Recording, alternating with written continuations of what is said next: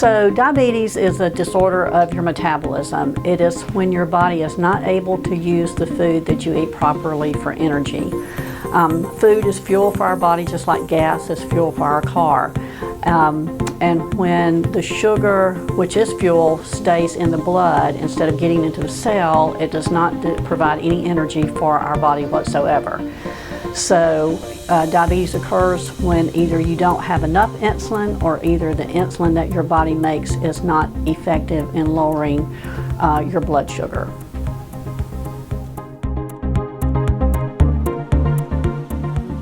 Risk factors for diabetes includes aging itself. So as we age, we're more at risk for developing type 2 diabetes. Family history. So if one parent has type 2 diabetes, your risk as a child is 25% of developing it. If both parents have it, your risk is 50%. Obesity, being physically inactive, high triglyceride levels, low HDL levels are some of the things that puts you at risk. Also for women, those who have a history of gestational diabetes increase their risk of developing type 2 diabetes, and those that have polycystic ovary disease as well.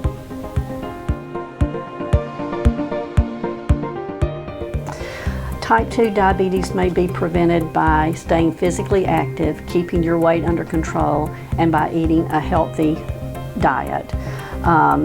It may be managed by doing all of these things as well as adding medication and monitoring your blood sugar.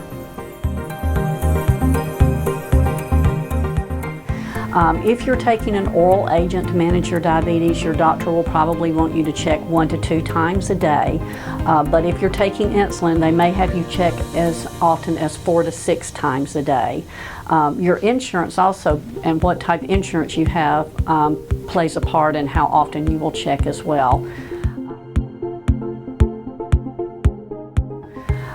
If your blood sugar is too high, some things that you can do to help control it is drink plenty of water and exercise, but only exercise if your blood sugar is less than 240. If it's too low, there are some things that you can take that will get it up pretty quickly. You can take a half a cup of orange juice, you can take apple juice, grape juice, virtually any kind of juice. You can also take a half a cup of regular soda. You also can eat peanut butter crackers or something along those lines that will get it up pretty quickly.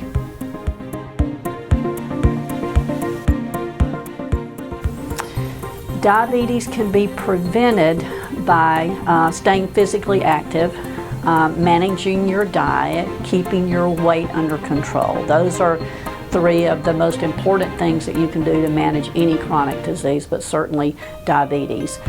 Preventing it, virtually the same thing. You want to stay physically active, you want to make good choices with your food, you want to keep your weight under control, and so those are the things that you can do.